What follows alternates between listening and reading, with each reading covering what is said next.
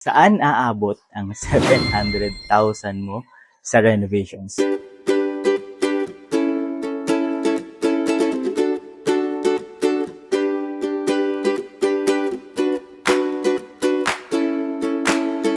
video na to mga kabay, ipapakita ko sa inyo ang isang full house tour ng renovated Townhouse 44 dito po sa isa sa mga housing projects community ni Epic Homes sa Santa Maria, Bulacan, ang Sonoma Residences, at pinayagan tayo ng homeowner para ipakita sa inyo at magbigay na rin ng inspirasyon sa inyo mga kabahay. Dito makikita po ninyo, ito pong kinakabitan ng ating gate ay from the setback po ninyo mga kabayan na 1.5 by 4. So, tiniles natin yan at nilagyan natin ng fence and gate. Tara po, pasok tayo para mas ma-appreciate po ninyo, no? Yan, tara pasok. Makikita po ninyo mga kabahay, pagka bibili nyo pa lang, kung titignan nyo, kala nyo, napakaliit ng extra space nyo. Diba? Bagaman hindi kasya yung four wheels nyo dito, pero actually motor, kasang-kasya dito no, kung gugustuhin nyo. Pero si owner, ginawa lang nila dito, nilagay lang nila dito yung kanilang laundry. So parang ito na yung magsisilbi nilang laundry area. And of course, shurak sa other side na to. And yan, di ba? Napakalaki pa nung espasyo. And ito, naka-sliding window na as part of renovation nila. Kasi lahat ng bintana natin sa Epic Homes na Townhouse 44 ay steel casement window lamang. So tara, pasok tayo sa ating interior po mga kabahay. Okay, at this point mga kabahay, handa na ba kayong makita ang interior na bahagi ng renovated Townhouse 44? Tara, excited na rin akong ipakita sa inyo.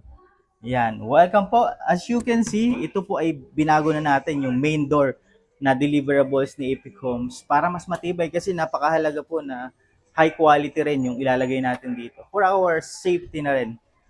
Welcome sa ating interior po mga kabahay, di ba?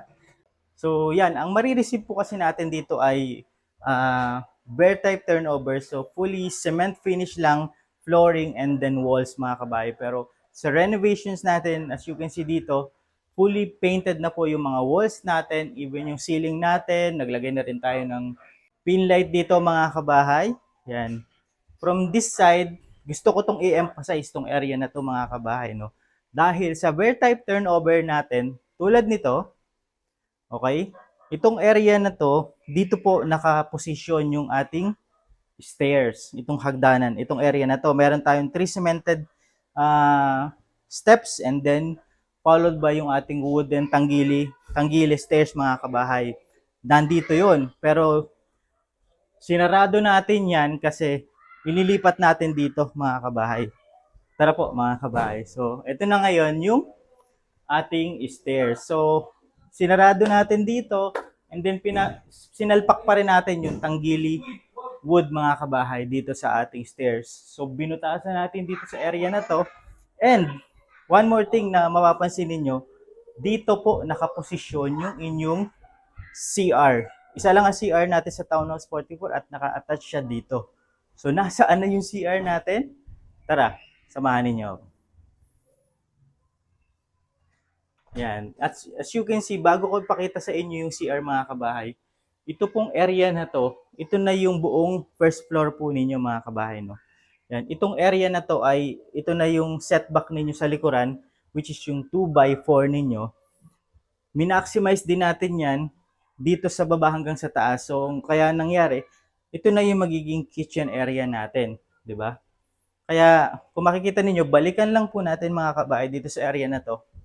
Dito na natin nilagay yung ating dining area. Yan.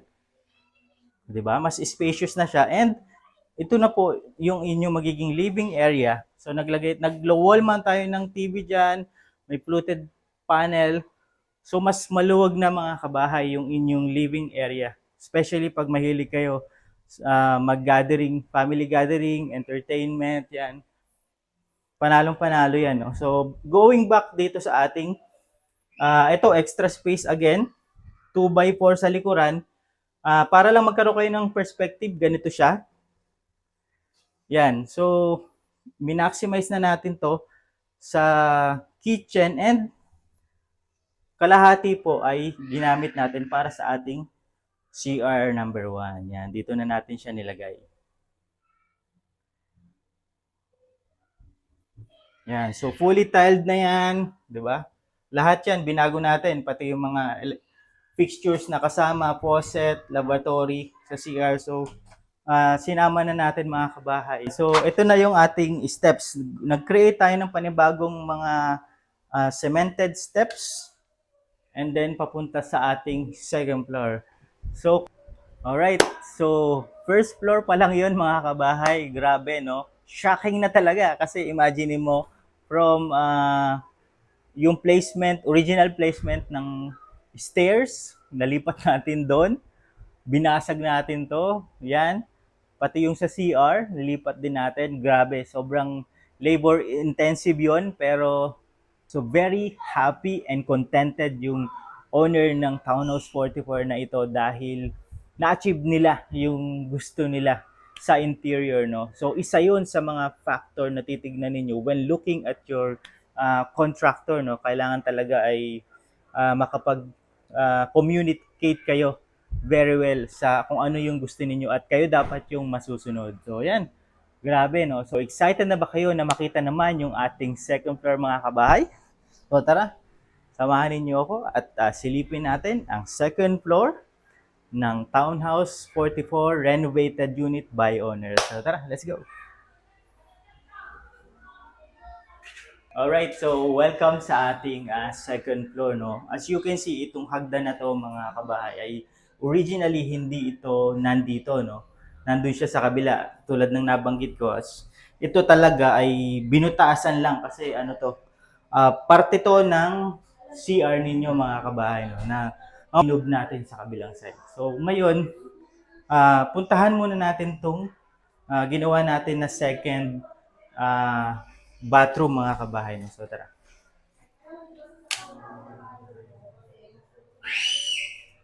Yan, imagine nyo, no? So kahit naka Townhouse 44 lang tayo, nakapag-create pa rin tayo, nakapaggawa pa rin tayo ng CR sa taas kasi napakahalaga nito, no? Para at least kung may bisita ka, hindi ka na laging lalabas or bababa sa iyong ground floor. And dito rin, mga kabahay,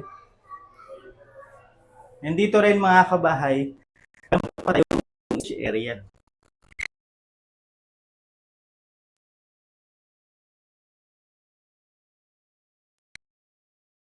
Yung storage. So at this point, puntahan naman natin yung ating two bedrooms. Tara. So ito yung ating first bedroom mga kabahay. Pinalitan din natin yung ating pintuan dito. And ayan, pininturahan natin kasi as you all know, wala tong partition dahil open floor layout to, wala din siyang ceiling. So what we did is, syempre pininturahan natin and as well as meron tayong mga partition na nilagay mga kabahay. Ayan. So naglagay rin tayo ng aircon dito, ayan, electric fan. Ito naglagay din tayo ng maliit na window, no? For ventilation na rin mga kabahay. So tara puntahan naman natin yung masters. Okay, baby. Ano ba? Okay, so imagine niyo, first room pa lang yon, may second CR tayo sa taas, and meron tayong nagawang storage room. Townhouse 44 pa lang to mga kabahay. So, puntahan natin yung ating master's bedroom. Excited na ba kayo? So by the way mga kabahay, bago natin to pasukin, kung hindi ka pa nakasubscribe sa ating YouTube channel, Kabahay Goals, you might want to consider subscribing, no, to stay on the loop sa ating mga housing listings across Bulacan. So, tara, let's go back to the video. Alright. O, di ba? Welcome sa ating master's bedroom. Imagine niyo from bear type unit, this is what you can achieve, no, in terms of renovations. Para lang magkaroon kayo ng idea, no, ito pong area na to, ito nakikita nyo na to na slab, no, pader, ay parte na ito. Ito na po yung pinaka-end, no. Nandito yung bintana ninyo. Ito po yung area na to. And ito na yung open space ninyo sa harapan. Ganyan po siya, no.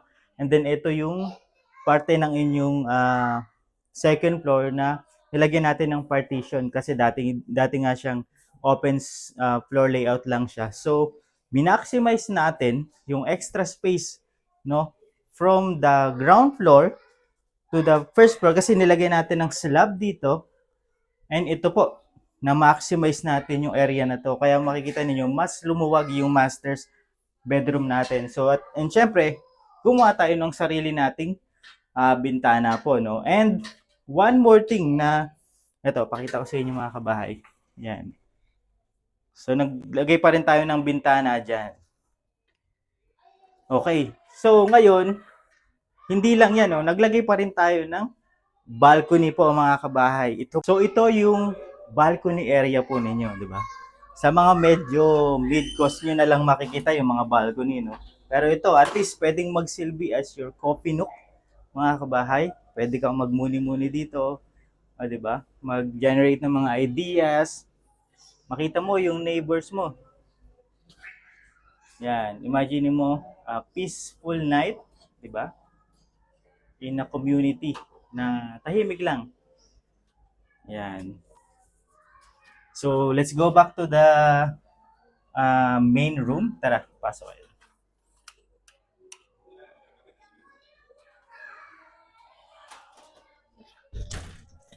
Yan. So, dito, sa area na to, nagpagawa lang yung ating homeowner ng built-in cabinet and maliit na space dito. Parang vanity area to. And of course, may entertainment area dito. Nandito yung TV and nandito yung kanilang split type na aircon, di ba?